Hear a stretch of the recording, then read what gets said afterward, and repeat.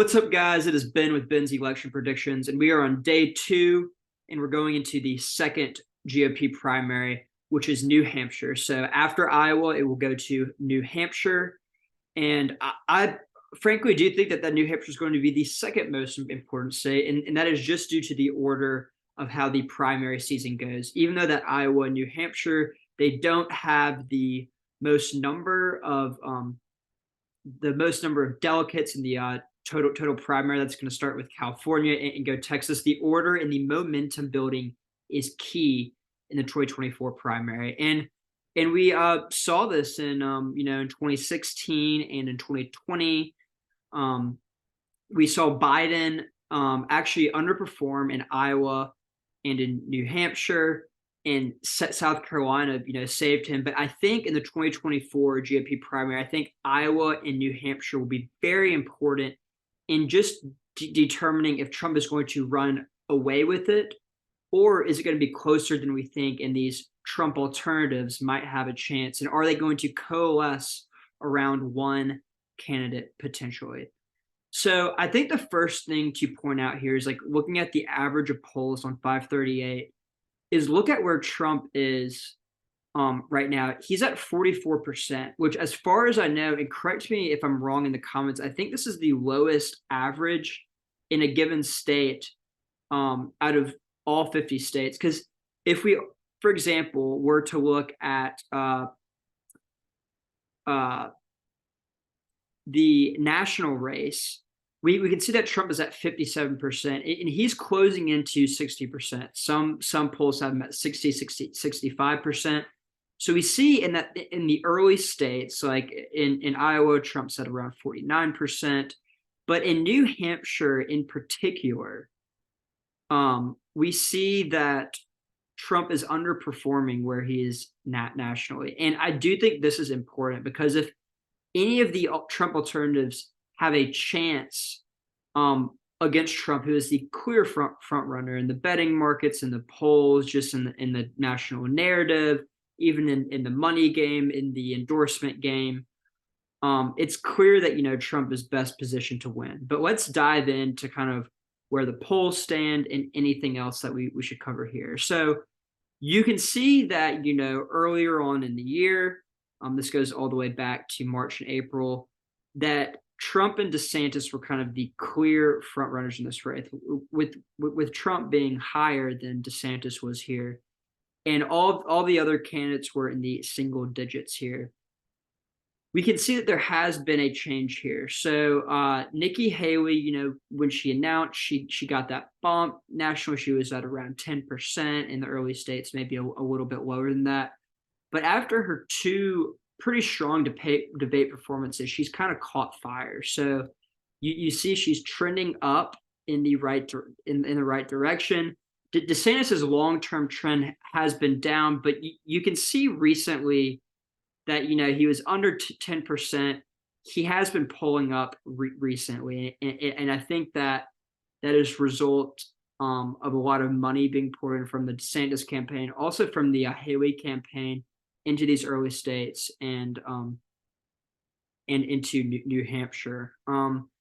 Generally speaking, I feel like New Hampshire was pretty overlooked by candidates besides Chris Christie and maybe Vivek Ramaswamy. They've spent the most time in New Hampshire.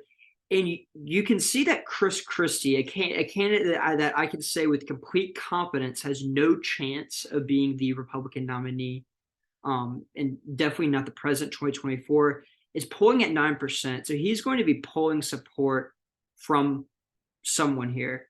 I think it's primarily going to be Nikki Haley, Ron DeSantis some, probably Nikki Haley the most. So I do expect Chris Christie's support maybe to drop a little bit after people realize he doesn't have a chance. Chris Christie has said that if he doesn't perform well in New Hampshire, he's going to drop out. I think if he really didn't want Trump to be the nominee, that he would drop out beforehand, because he should know that he has no chance. But that never really happens in these races. Amy Klobuchar and Pete Buttigieg did it after South Carolina in 2020, but I don't expect any of the candidates that we see on screen, except for maybe Doug Burgum, Mike Pence, Asa Hutchinson, potentially Tim Scott if he underperforms very greatly in Iowa, but I think Tim Scott and obviously Nikki Haley are going to stay in the race until South Carolina. So let's we can move on to this different source, which is race to the White House. And we can see similar to 538 that, Donald Trump has been ahead in New Hampshire pretty much this entire time. While Ron DeSantis was closer, and this isn't as smoothed out, so I think 538 is more accurate. Ron DeSantis was probably polling between 20 and 30%, and now he's in the low double digits. Donald Trump,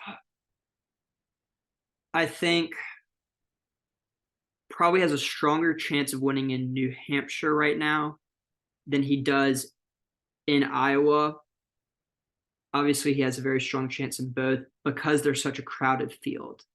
The only way that a candidate can win in New Hampshire is if, first of all, they probably need to decrease Trump's support by a bit. He's at 44%. And then also other people in the race need to drop out and coalesce around one candidate, whether that's Nikki Haley or Ron DeSantis. I think those are the two alternatives that we see the most. And I don't think either of them will drop out. We can see that in 2016, while Donald Trump lost in Iowa, Ted Cruz had around 27% of the vote in the Iowa caucuses. New Hampshire is a state that is more amenable to the classic Trump voter. So in Iowa, there's a large evangelical base that, especially in 2016, in the initial states in the primary, Trump struggled with. But New Hampshire is similar in its demographics to the traditional Rust Belt type states that Trump was really speaking to. The Reagan Democrats, the blue collar voters, the Trump base, quote unquote. And so Ted Cruz base, because he was really leaning into his evangelical Christian background, didn't do as well in these states. And also I would say that New Hampshire it's known for being a more moderate state, a more highly educated state than your average GOP primary state. And so you see candidates like John Kasich, Jeb Bush, Marco Rubio, and even Chris Christie doing pretty well here. And so I think that will be interesting. I think Trump actually does have a ceiling in New Hampshire. And I think you will see that borne out in the data. Despite having 100% name ID, despite almost being the incumbent presidential candidate, Trump has never really broken 50% in the New Hampshire polls on all the polling averages. You will have individual polls that have him above 50%, but there is a strong anti-Trump sentiment. New Hampshire was a state that Trump nearly won in 2016. It was actually the closest state in terms of the raw vote total in 2016. In 2020, Trump lost the state by nearly double digits. It wasn't even a swing state.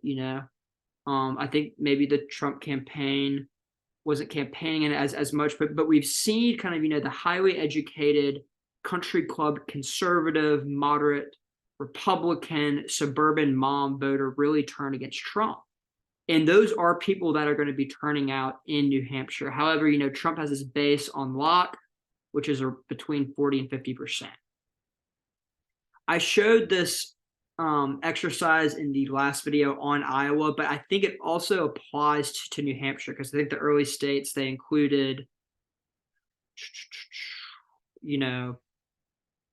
they probably included Iowa, New Hampshire, Nevada, and South Carolina. But we see that Trump has vulnerability. He's polling at 43.5%, and he's not going to be polling voters if other candidates were to drop out. Like, I don't see Mike Pence isn't going to endorse Trump, or even a Tim Scott. I don't think. I don't expect him to drop out. Asa Hutchinson not going to endorse Trump. Chris Christie not going to endorse Trump. Doug Burgum, likely not to endorse Trump. The only problem is we're never going to see what, the ranked choice voting results actually happen in real life, because these candidates are not going to drop out. And I think that is the issue here, is that, these anti-Trump or these Trump alternatives, they have to thread, the thinnest of needles, and it's going through the early states, because after the first 3 or 4 states are done, and it's with Super Tuesday where you have, 10 or so states, these campaigns do not have the resources, and they've been pulling their money out of these states and throwing them all into the early states, because they realize that momentum factor is so important. So if Trump wins handily the first 4 states, even if he's a hair under 50%, I think he has the GOP nomination on lock. However, I think Trump is more vulnerable in New Hampshire than people might think, and it's going to take coalescing around one candidate. I don't think any of the candidates will say it explicitly before New Hampshire, but, Chris Christie voters, maybe even Ron DeSantis supporters, or Tim Scott or Vivek Ramaswamy, if these voters do not want Trump and that's why they're not voting for him, they're going to have to look at the field and be like, who has the best chance, whether that's Nikki Haley, which is appearing so the case right now, or Ron DeSantis. That's what they're going to have to do. In 2016, Marco Rubio, Ted Cruz, John Kasich, they were all trying to do this pitch. It didn't work. I think that after South Carolina, before Super Tuesday, you'll have more candidates drop out, but it might already be too late then. So I think these candidates right now are going to have to be careful, and that's what we're going to have to see. If we look at the betting markets in New Hampshire, we can see that no one besides Trump is over 10%. So in Iowa, we see that Ron DeSantis is, at 14%. Trump is at around the same, at around 83, 84%. I think if New Hampshire were the first state here, that he would actually probably be at 90%. I think the reason why it's a little bit lower than that is because, what happens in Iowa is going to have an impact. Like if Ron DeSantis has an upset or has a close second in Iowa, I think that Trump shares are going to drop here even further. So that's being priced in slightly. But you can see that, even with Nikki Haley and Ron DeSantis, that they're splitting the non-Trump vote. And so even though Trump in the polls, we see it has a 44% in the polls, not a majority by any means, is still at, an 84% chance, and probably has a higher percentage chance than he has Iowa, because there is not a clear non-Trump alternative. And I think in Iowa that is Ron DeSantis. But in Iowa, you have, if we look at individual polls or even the average of polls, you have 5 candidates that are approaching double digits. So there are some polls that have 5 people in double digits, and those are Trump, Haley, DeSantis, Christie, and Ramaswamy. Let me see if we can look at any individual polls that indicate that, because there was one that came out that, garnered a lot of attention. But yes, it was this one right here, a poll by CNN. It was actually a fairly good pollster. It had Trump under 40%. And if you add up, all these people in double digits, you beat Trump. But, I don't see these candidates dropping out. I think Chris Christie is the most likely one to dropping out. And you could argue that Vivek Ramaswamy dropping out actually could boost Trump, since he's drawing up a lot of those same voters. But it will be very interesting to see. And I think coming out of the Iowa caucuses, this picture is going to change a lot. I think Chris Christie could, decline from here, but he is strong with, those more moderate, highly educated voters. I think Vivek Ramaswamy, even if you look at the averages, he could drop some too, but he has been campaigning pretty hard in New Hampshire. And you can see it was pretty split, this is actually looking pretty similar to that CNN poll. I do think Trump is probably going to have a higher, and I mean, this could be pretty accurate, but I think in 2024, especially, you're going to be seeing a lot of pressure from the elites to coalesce around one non-Trump candidate, kind of like what the Democrats did in 2020. However, the Democrats did that after South Carolina, and New Hampshire is still very, very early.